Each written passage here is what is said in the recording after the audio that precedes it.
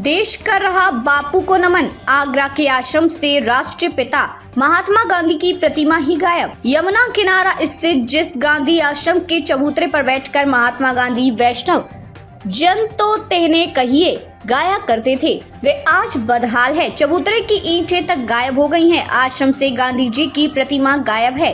प्रतिमा के बारे में किसी को जानकारी नहीं है। आज गांधी जयंती है। गांधी जी ने एक लाठी के सहारे अंग्रेजों के छक्के छुड़ाकर देश को आजादी दिलाई थी। देश विदेश में अहिंसा का संदेश दिया था। आज उनके आश्रम से ही उनकी प्रतिमा लापता है। वर्ष 1929 में गांधी जी आगरा आए थे। उनके साथ करीब 250 साथी भी थे। स्वास्थ्य खराब होने पर वे रामकृष्ण दास मेहरा की बगीची में ठहर गए थे।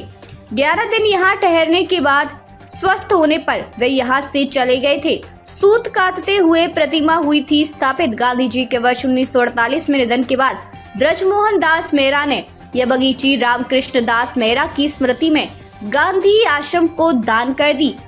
इसके बाद यहाँ गांधी आश्रम बन गया। आश्रम में गांधी जी की चरखे पर सूत काटते हुए प्रतिमा थी। प्रतिमा के साथ चश्मा और धोती भी हुआ करती थी। प्रशासन को इतना समय नहीं मिला कि गांधी जी की प्रतिमा की फटी धोती बदल दे। 4-5 वर्ष पूर्व क्षेत्रीय निवासी जगदीश यादव ने बाजार से खरीदकर प्रतिमा को धोती पहनाई थी।